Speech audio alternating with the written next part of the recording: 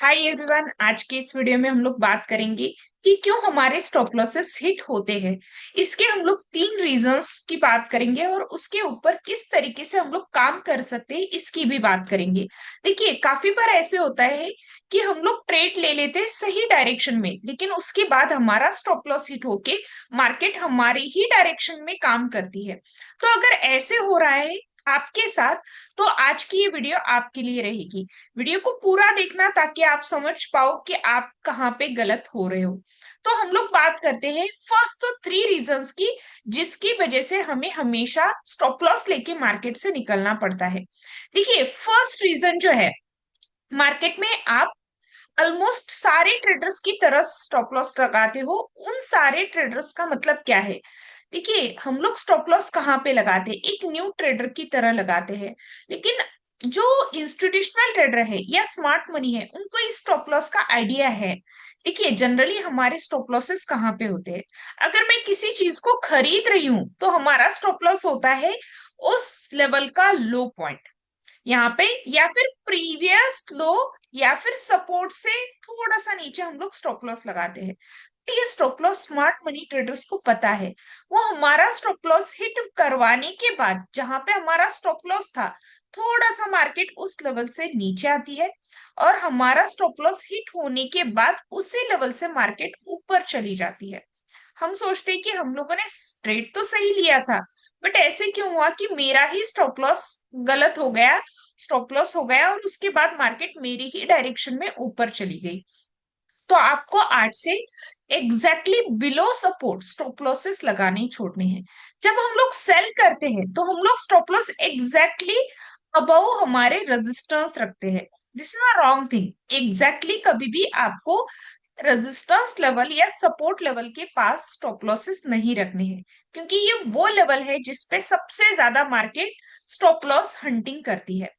Second stop loss कौन सा होता है? देखिए, जैसे हम लोग सपोर्ट और रेजिस्टेंस की बात कर रहे हैं, वैसे ही मार्केट में और एक स्टॉप लॉस देखा जाता है। वो होता है प्रीवियस डे का लो और प्रीवियस डे का हाई। ये काफी बार हम लोग ऐसे करते हैं कि प्रीवियस, अगर मेरा कोई ट्रेड कैरी फॉरवर्ड कर चुकी हूं मैं, या फिर नया ट्रेड इनिशिएट किया है, तो प्रीवियस डे का लो अगर हम लोग बाय कर रहे हैं, और प्रीवियस डे का हाई हम लोग स्टॉप लॉस लगाते हैं। और काफी बार मार्केट जब ओपनिंग रेंज ब्रेकआउट्स पे, या फिर मार्केट जब कैंडल स्टिक के लो को तोड़ देती है, तो वहां से थोड़ा सा नीचे जाने के बाद मार्केट में काफी बार हमारे स्टॉप लॉसेस हिट होते हैं। तो जो प्रीवियस डे का लो या फिर प्रीवियस डे का हाई है, तो याद रखना इस पे एग्जैक्टली कभी स्टॉप लॉस नहीं लगाना है। थोड़ा सा इस लेवल से ऊपर या थोड़ा सा इस लेवल से नीचे आपको स्टॉप लॉसेस लगाने होते। अगर आप एग्जैक्ट लो या फिर एग्जैक्ट हाई पे स्टॉप लॉस लगाना स्टार्ट करोगे, प्रीवियस डे की जो कैंडल है उसका हाई और लो, ये एक सबसे बड़ा एसएल हंटिंग पॉइंट है बड़े ट्रेडर्स के लिए, इंस्टीट्यूशनल ट्रेडर्स के लिए। तो ये याद रखना, कभी भी आपको सपोर्ट रेजिस्टेंस या फिर प्रीवियस डे हाई या लो के पास एग्जैक्ट स्टॉप लॉसेस नहीं रखने। थोड़ा सा बफर या लिवरेज मेंटेन करना है वहां पे। थोड़ी से हम लोग वहां पे बड़ी स्टॉप लॉस लेंगे, ज्यादा नहीं, 4-5 पॉइंट्स ज्यादा स्टॉप लॉस लेंगे, क्योंकि वो लेवल से आप स्टॉप लॉस हंटिंग से बच सके। उसके बाद हमारे एसएल के पॉइंट्स काफी बार फिक्स होते हैं। मैंने काफी बार काफी स्टूडेंट्स के साथ काम करते वक्त देखा है कि वो जब निफ्टी, बैंक निफ्टी में ट्रेड लेते हैं ना, उनका स्टॉप लॉस होता है 20 पॉइंट्स या फिर 30 पॉइंट्स, या फिर जनरली वो 10 पॉइंट्स का भी काफी बार स्टॉप लॉस लेते हैं। देखिए, अगर आप हाईली वोलाटाइल मार्केट में काम कर रहे हो और अगर आप 10, 20 या 30 पॉइंट्स या 5 पॉइंट्स के स्टॉप लॉसेस ले रहे हो, तो वो स्टॉप लॉस हंट होने के चांसेस सबसे ज्यादा है। उसके साथ साथ और एक पॉइंट है जहां पे स्टॉप लॉस काफी बार हिट होते हुए देखे गए हैं, वो होता है ट्रेंड लाइन। देखिए, काफी बार हम लोग ट्रेड लेते वक्त ना, जब ट्रेंड लाइन पे ट्रेड करते हैं, तो हमारा ट्रेंड लाइन जहां पे हम लोग ट्रेंड के लिए अगर बाय कर रहे हैं, तो हम लोग क्या करते हैं, तुरंत यहाँ पे इस ट्रेंड लाइन के लो पे स्टॉप लॉस लगा के काम करते हैं। और ये स्टॉप लॉस हमारा काफी बार हिट होता है। मार्केट थोड़ा सा नीचे आती है और वहीं से आपका स्टॉप लॉस लेके चली जाती है। तो एग्जैक्टली इस पॉइंट पे या फिर यहाँ पे जो कैंडल बनेगी उसका एग्जैक्ट लो कभी भी स्टॉप लॉस मत रखना। उससे थोड़ा सा नीचे लिवरेज लेके या फिर थोड़ा सा बफर लेके स्टॉप लॉस आप रख सकते हो। उसके बाद सेकेंड रीजन जिसपे आपका स्टॉप लॉस हिट होने के चांसेस ज्यादा होते हैं, वो है लिक्विडिटी एरिया। देखिए मार्केट का ये सबसे इंपॉर्टेंट एरिया है। लिक्विडिटी स्वीप कहा जाता है, मतलब एसएल के एरिया। जैसे मैंने कहा स्ट्रॉन्ग सपोर्ट हम लोग generally as an beginner traders buy के लिए यूज करते हैं। Strong trend line buy sell के लिए यूज करते हैं। अगेन रेजिस्टेंस सेलिंग के लिए यूज करते हैं। तो इन एग्जैक्ट लेवल्स पे आपको कभी भी ट्रेड नहीं लेना है। ओके, याद रखना एग्जैक्ट लेवल्स पे आपको पहले लिक्विडिटी स्वीप होने देना है। मतलब अगर सपोर्ट है तो पहले सपोर्ट से नीचे मार्केट को जाने दो। उसके बाद जब मार्केट सपोर्ट से ऊपर दोबारा आएगी, जिसे हम लोग स्ट्रक्चरल कंफर्मेशन भी कहते हैं, सपोर्ट से ऊपर दोबारा मार्केट आएगी तो हम लोग ट्रेड लेंगे। इसे कहा जाता है लिक्विडिटी स्वीप करना।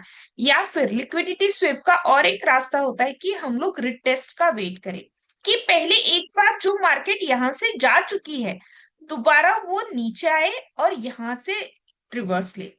क्योंकि जनरली मार्केट में ज्यादातर ट्रेडर्स की इक्वल हाई से इक्वल लोस पे स्टॉप लॉसेस होते हैं, और उन स्टॉप लॉसेस को ग्रैब करने या उन स्टॉप लॉसेस से लिक्विडिटी क्रिएट करने मार्केट हमेशा उन लेवल्स तक आती है। तो ये चीज याद रखना, अगर लिक्विडिटी स्विप हो रही है तो वहां से हमें डायरेक्टली ट्रेड प्लान नहीं करना है। उस केस में हम लोग कहाँ पे ट्रेड प्लान करेंगे? उस केस में हम लोग ट्रेड प्लान करेंगे आफ्टर द कंफर्मेशन या आफ्टर द लिक्विडिटी स्विप। अगर आप सेल की भी बात करो, तुरंत सेल नहीं करना है, आपको रिटेस्ट के बाद सेलिंग करना स्टार्ट करना है। काफी बार ऐसे भी होता है मार्केट उन लेवल्स को हमेशा टेस्ट करने आती है, जिसे हम लोग चेंज ऑफ कैरेक्टर कहते हैं या फिर चेंज इन पोलैरिटी कहते हैं। तो हम लोग इन लेवल्स के बाद ज्यादातर ट्राई करेंगे कि हम लोग ट्रेड ले सके। उसके बाद देखिए, अगर मार्केट में कोई भी कंफर्मेशन नहीं है, कंफर्मेशन तीन तरह से हो सकती है। आप कैंडल कंफर्मेशन ले सकते हो कि कैंडल के क्लोजिंग का वेट करो। आप वॉल्यूम कंफर्मेशन ले सकते हो, क्या आप जिस लेवल पे ट्रेड ले रहे हो क्या वहां पे वॉल्यूम स्पाइक है या नहीं है। स्ट्रक्चरल कंफर्मेशन ले सकते हो। स्ट्रक्चरल कंफर्मेशन को लेवल पे रिटेस्टिंग ज्यादा देखी जाती है। तो ये तीन तरह की कंफर्मेशन आपको ज्यादा हेल्प करेंगे। या फिर साइकोलॉजिकल लेवल्स के सपोर्ट एंड रेजिस्टेंस भी एक ऐसा कंफर्मेशन लेवल है जिसपे मार्केट स्टॉप लॉस हंटिंग ज्यादा करती है। तो याद रखना, कैंडल कंफर्मेशन हो तीसरा रीजन है। जो कंफर्मेशन हम लोग नहीं ले पाते हैं वो कौन से हैं? आगे से आपको ये कंफर्मेशंस लेने हैं। कैंडल कंफर्मेशन हो, वॉल्यूम कंफर्मेशन हो या साइकोलॉजिकल लेवल्स के कंफर्मेशन हो, अगर आप ये लेते हो तो आपके स्टॉप लॉसेस कम से कम हिट होना स्टार्ट होंगे। और लास्ट पॉइंट, आपको छोटे एसएल वोलाटाइल मार्केट में नहीं रखने हैं। अगर आप वोलाटाइल मार्केट मतलब निफ्टी बैंक निफ्टी इनको ट्रेड करते वक्त अगर आप 5 10 20 पॉइंट्स का एसएल रखोगे तो वो हिट होने के चांसेस ज्यादा होंगे। As per the market volatility, पहले इंडिया विक्स को देखो मार्केट कितनी वोलाटाइल हो रही है, और उसके बाद डिफाइन करो कि आपको एसएल कौन सा रखना है। ये चीज याद रखना।